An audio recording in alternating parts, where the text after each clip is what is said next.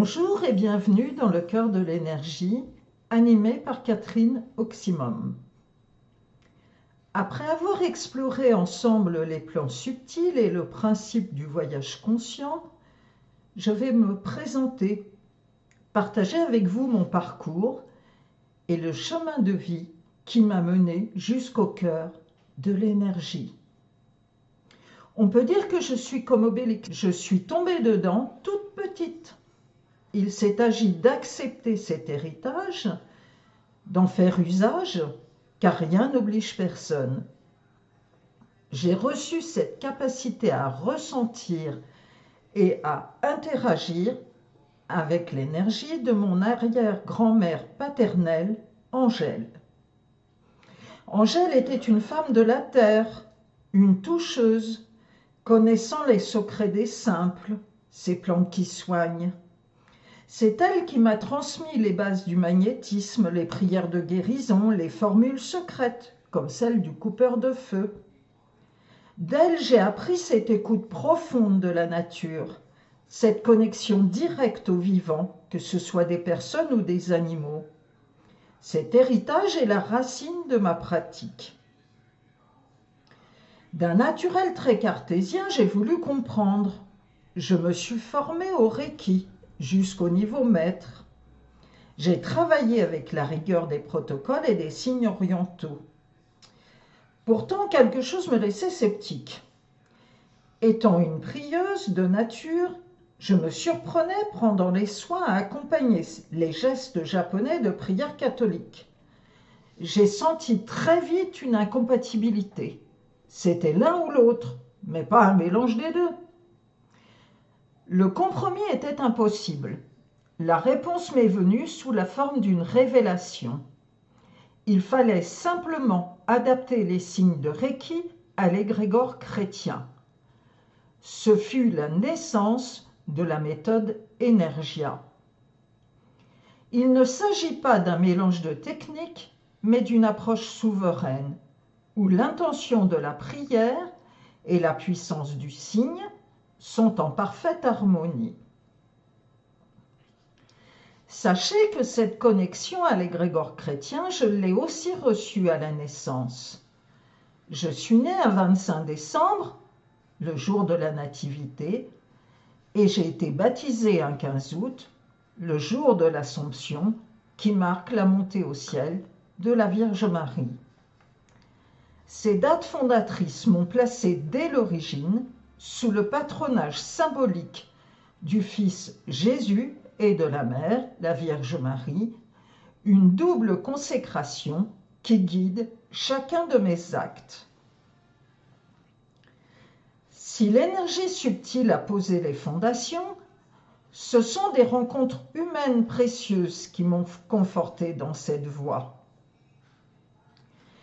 Au début de mon activité, je pratiquais en cabinet, sur le plan physique.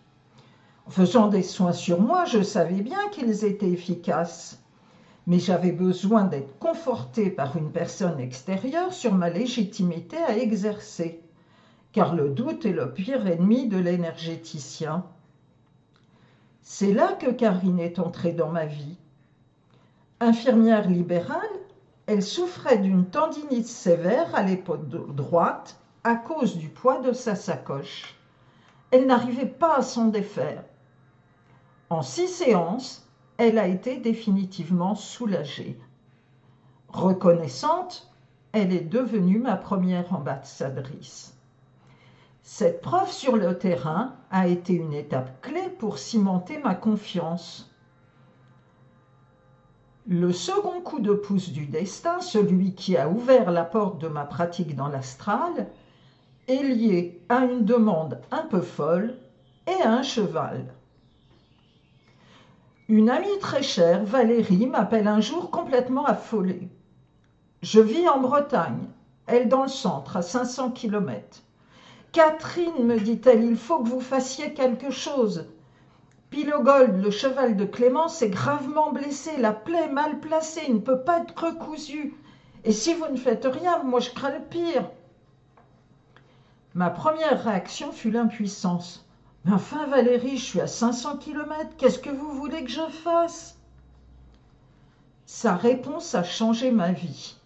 Elle m'a dit, avec une foi inébranlable, « Je ne sais pas moi, mais allez dans l'astral, essayez au moins, moi je sais que vous pouvez. » Jusque-là, j'avais eu des expériences de voyage astral, mais jamais je n'avais envisagé de l'utiliser consciemment pour un soin. Sa foi dans mes capacités m'a convaincu. Qu'avais-je à perdre? Mais surtout, qu'avais-je à gagner? Sauver une vie? Poussé par l'urgence, j'ai tenté. Je me suis connecté, j'ai voyagé en conscience jusqu'à Pilogold. Et là, dans l'astral, j'ai vu la blessure. Tout d'abord, j'ai pensé, mais comment vais-je m'y prendre? Et finalement, j'ai décidé de faire de la couture avec du fil astral et j'ai simplement recousu la plaie. Le résultat fut stupéfiant. Des fils sont apparus sur Pilogold alors qu'ils n'avaient jamais été recousus par personne. Puis ils sont tombés d'eux-mêmes. En 7 jours, sa blessure, jugée initialement incurable, était cicatrisée. Cette expérience a été une révélation. J'ai compris que je pouvais me déplacer en supraconscience en faisant fi du temps et de la distance. Vous comprendrez que je veuille rendre hommage à Karine et à Valérie, les remercier toutes les deux de leur confiance et de leur amitié, qu'elles sachent l'une et l'autre que je leur suis définitivement reconnaissante. Même mon nom d'énergéticienne Catherine Oxymom s'est imposé. Oxy vient d'une résonance karmique profonde liée à un lieu, Oxy le château, et Mom est un hommage à la mère divine qui guide chacun de mes pas. Ce nom qui évoque aussi la croissance et l'élévation est devenu ma signature vibratoire. Alors, quelle est ma philosophie? Avant tout, l'éthique, la transparence et l'humilité. Les soins que je propose sont des accompagnements complémentaires puissants qui ne remplacent et ne remplaceront jamais un avis ou un traitement médical. Mon rôle n'est pas de vous guider, mais de vous aider par un rééquilibrage profond à retrouver votre propre axe et votre force intérieure, y compris pour passer l'épreuve de la maladie. Voilà un aperçu de mon parcours, de mes racines à la naissance de ma pratique. Dans notre prochain épisode, j'aborderai un aspect essentiel de la relation d'accompagnement. Pourquoi votre retour, le suivi des soins, est-il si important? Merci de votre écoute. Retrouvez plus d'informations sur mon site soinsénergétiqueastral.fr. Le lien est en description. D'ici là, honorez votre propre chemin. À très bientôt.